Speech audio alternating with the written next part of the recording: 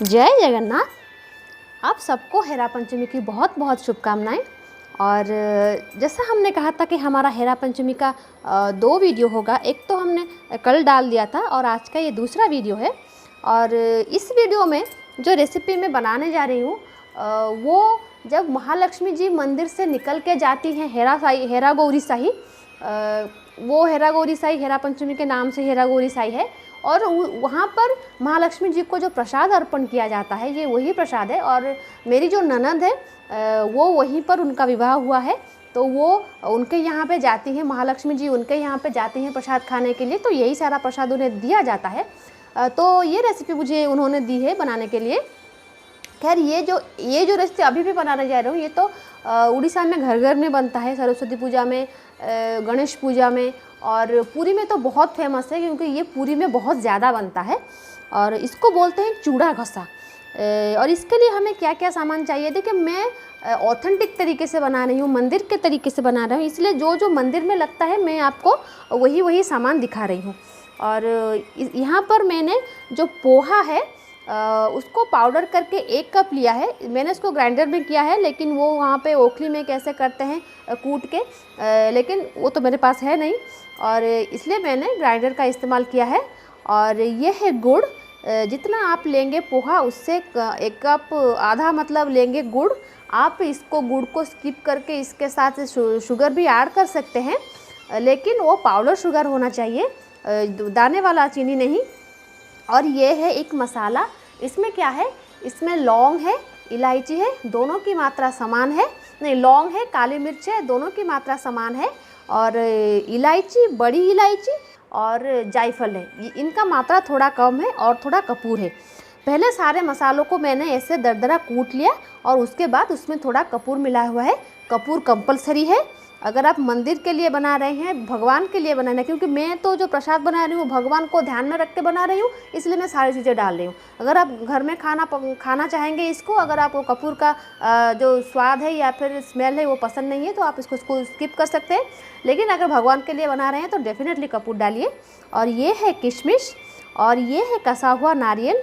ये आप अपने हिसाब से दें, लेकिन इसमें बहुत सारा नारियल जाता है, लेकिन मैं थोड़ा कम डाल रही हूँ। ये है घी, ये भी बहुत जाता है इसमें। और ये है थोड़ा शहद। एक्चुअली जो मंदिर में बनता था उसमें शहद जाता था, गुड़ कम जाता था और शहद जाता था। और क्योंकि तब ये बहुत पुराने रेसिपी है और तब शक्कर का इस्तेमाल नहीं होता था और गुड़ और शहद के साथ बनता था, इसलिए मैं वही प्रक्रिया जो मंदिर में फॉलो होता है मैं वही फॉलो कर रही हूँ। तो चलिए बनाना शुरू करते हैं। चूड़ा घसा या फिर घसा चूड़ा, जो भी आप कह सकते हैं, क्योंकि उड़ीसा में घसा चूड़ा कहते हैं और चूड़ा घसा भी कहते हैं। अभी देखिए जो पोहा का जो पाउडर था मैंने उसको डाल दिया है इसमें थाली में। और ये अभी क्या है ना, अभी आपको बहुत मेहनत करनी पड़ेगी, क्योंकि इसकी जो प्रक्रिया ऐसा नहीं है कि आप इसमें सारी चीज़ें मिला लें और ये बन गया। ये सारी चीज़ें तो उसमें जाएंगी ही, लेकिन जो उसकी मेन प्रोसेस है वो बड़ा मतलब डिफ़िकल्ट है। और इसको आपको ऐसे करके मसलना पड़ेगा तकरीबन 20-25 मिनट तक। 20-25 मिनट तक आपको इस तरीके से जो गुड़ है और जो पोहा है उसको अच्छी तरीके से मिलाना पड़ेगा, जैसा कि वो एक हलवे जैसा बन जाए। पहले मैं उसको मसल के बना लेती हूँ, बाद में उसको आपको दिखाऊंगी कि गुड़ और जो पोहा है अच्छी तरीके से मिलने के बाद वो किस तरीके से दिखता है। अभी देखिए मैंने गुड़ को इस पोहे के साथ अच्छी तरीके से मिला लिया है। देखिए पूरी अच्छी तरीके से मिल गया है गुड़ जो है। अभी हमें यहाँ इसको मिलाने के लिए मुझे 10 मिनट लगा। जो प्रोसेस मैंने बताया उसी प्रोसेस से ही इसको मिलाना है। और इसके बाद जो नारियल हमने लिया था वो इसमें डाल देंगे। ये थोड़ा नारियल ज़्यादा जाता है, लेकिन मैंने थोड़ा कम लिया है क्योंकि मैं इतना नारियल नहीं डालती। और मुझे नारियल से बने हुए और भी ज़्यादा चीज़ें हैं जो मेरे फ्रिज में हैं, जो मैं बनाती हूँ और आप सबको दिखाती हूँ। बहुत सारे नारियल से बने हुए चीज़ हैं, तो मैं नारियल कम डाल रही हूँ। और जो घी है, घी हमें यहाँ पर वो बहुत क्वांटिटी में लगेगा और आपको धीरे धीरे डालना पड़ेगा। अभी हम घी और ये जो शहद है इसको बाद में डालेंगे। घी डाल के फिर से हमें उसी प्रोसेस में आगे बढ़ना है जो मैंने कहा था, और वो है ये। इसी तरीके से हमें इसको नारियल और घी को इसके साथ मिलाना है और वो अच्छी तरीके से मिलना चाहिए। एक होता है चूड़ा घसा और दूसरा होता है चूड़ा कदमा। चूड़ा कदमा का प्रोसेस भी ऑलमोस्ट ऐसा ही होता है, लेकिन वो थोड़ा इससे अलग है और मैं कभी और बनाऊंगी चूड़ा कदमा। जो चूड़ा कदमा होता है उसको बहुत लोग डालमा के साथ खाते हैं और पूरी डिस्ट्रिक्ट में वो बहुत चलता है। देखिए, जगन्नाथ मंदिर का जो प्रसाद है वो तो लोगों के लिए मतलब लोग उसे जानते तक नहीं, मतलब इतना सीक्रेट है, वो लोग खाते हैं लेकिन आधे चीज़ों का नाम उनको नहीं मालूम होता। और आप गूगल पे सर्च करेंगे तो देखेंगे कि जगन्नाथ जी का 56 भोग, इसका नाम ये है, उसका नाम वो है, तो उसी हिसाब से 56 से ज़्यादा आपको नहीं मिलेंगी। लेकिन जगन्नाथ मंदिर में जैसा मैंने कहा कि 56 भोग का टर्म नहीं है, वहाँ पर बहुत सारी चीज़ें होती हैं, बहुत सारे प्रसाद बनते हैं जिसका नाम गूगल पे नहीं है। तो मैंने कुछ चीज़ें ऐसे मंदिर से निकाली हैं क्या मतलब जो मंदिर के जो एक स्वार सेवायत हैं उनकी मदद से मुझे मिली है, तो मैं आपको वही सब दिखाना चाहूँगी। एक दो तो मैं डाल चुकी हूँ मंदिर के, जो नहीं मिलेगा आपको कहीं और जो प्रसाद है। आगे भी चेष्टा करूँगी कुछ अच्छी ओरिजिनल चीज़ें डालने की जो मंदिर में होती हैं। और ये देखिए, अभी हमें थोड़ा और घी इसमें मिलाना है। अभी इसको अच्छी तरीके से वैसे मिला लेती हूँ, बाद में आके दिखाऊंगी। अगर ख़त्म हो जाए ये प्रोसेस उसके बाद दिखाऊंगी कि ये कैसे बनाए। अभी देखिए, ये जो घी है, गुड़ है, पोहा है, नारियल है, सब कुछ अच्छी तरीके से मिल चुका है। ये देखिए, ऐसा होना चाहिए, जैसा मैंने कहा था ना, ये बंधना चाहिए ऐसे। और अभी हम क्या करेंगे, जो शहद हमने लिया था उसको थोड़ा इसमें डालेंगे। अभी आप कहेंगे आखिर में शहद क्यों, शहद को भी इसमें मिलना है। हाँ, शहद को भी इसमें मिलाना है अच्छी तरीके से, लेकिन वो क्या बात है ना, जब हम इसको हमने कैसे मिलाया, ऐसे मसल के मिलाया। जब हम इसको दो पान को ऐसे मतलब यूज करते हैं तो यहाँ पर ना हीट होता है, जो हीट उत्पन्न होता है वो शहद के लिए अच्छा नहीं है। मतलब अगर शहद के साथ अगर लोग गरम खाने में शहद डाल देते हैं, लेकिन ऐसा नहीं करना चाहिए। अगर आप हनी को, शहद को गरम करेंगे तो पॉइज़न हो जाता है और बहुत सारे लोगों को तो मालूम नहीं होगा।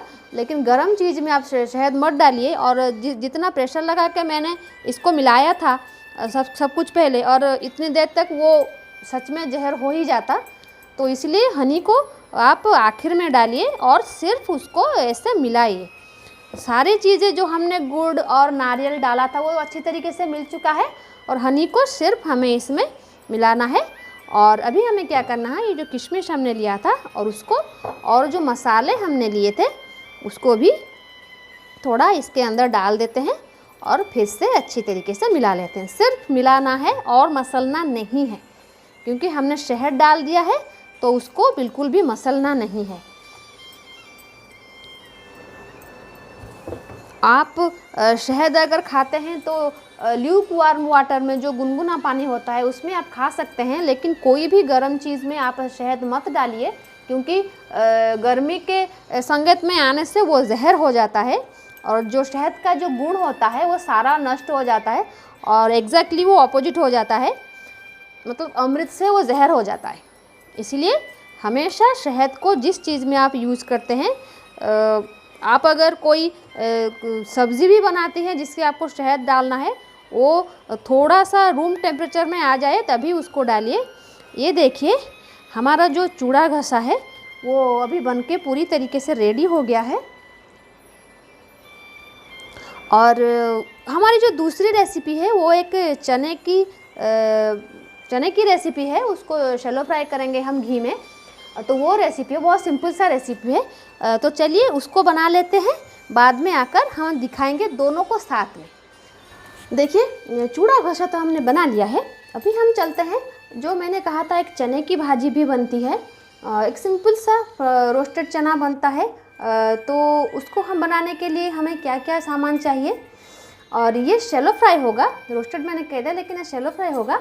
और इसके लिए मैं ये चना लिया है, ये काला चना है जिसको बोलते हैं देसी चना। मंदिर में काबुली चना नहीं लगता, या फिर भगवान के किसी प्रसाद में काबुली चने का इस्तेमाल नहीं होता।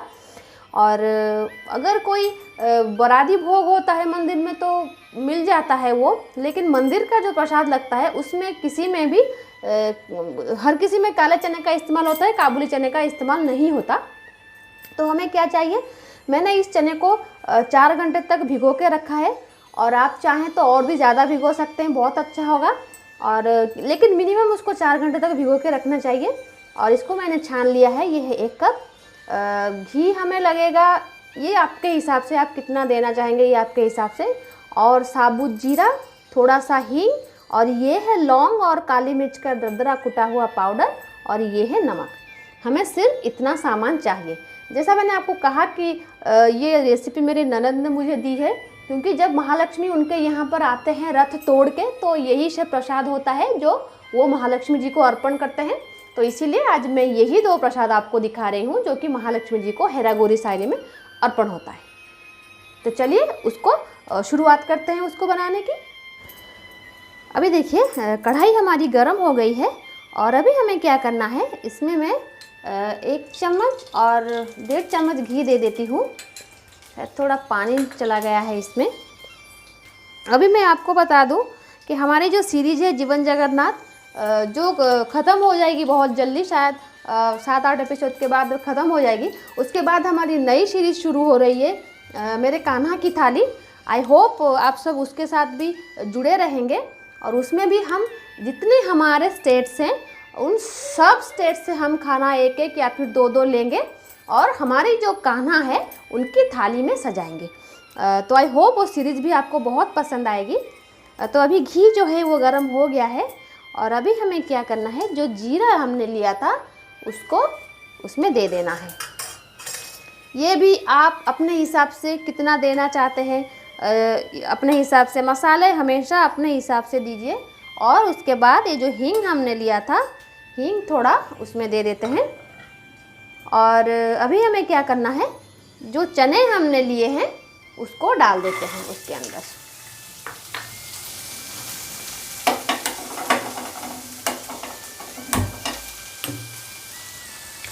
अभी हमने चने को डाल दिया। अभी ज़्यादा देर तक उसको नहीं भूनना है, बहुत ज़्यादा उसको नहीं भूनना है, क्योंकि अगर आप सोक कर लेंगे चने को तो उसको ज़्यादा भूनने की ज़रूरत आपको नहीं पड़ेगी। और यहाँ पर भी बहुत ज़्यादा भूना नहीं जाता, बहुत कम भुना जाता है। 5-7 मिनट तक आप भून सकते हैं, इससे ज़्यादा मत भूनिए। और उसके बाद हम इसमें नमक दे देते हैं। नमक स्वाद अनुसार, जितना नमक लगेगा उतना ही दीजिए। बहुत सारे लोग होते हैं नमक कम खाते हैं, बहुत सारे होते हैं बहुत ज़्यादा नमक खाते हैं। अब देखिए 5 मिनट हो गए हैं और अच्छी तरीके से ये पक चुके हैं। और जैसा मैंने कहा कि अगर भिगोया हुआ चना है ज़्यादा टाइम नहीं लगता। और अभी हमें क्या करना है, जो लौंग और काली मिर्च का पाउडर हमने लिया था उसमें से थोड़ा इसके अंदर डाल देना है, बहुत थोड़ा, ज़्यादा नहीं। और मंदिर में जो खाना बनता है उसमें जो मसाले लगते हैं, साबुत मसाले, उनको पाउडर बनाया जाता है, लेकिन वो पूरा फाइन पाउडर नहीं बनता, दरदरा रहता है।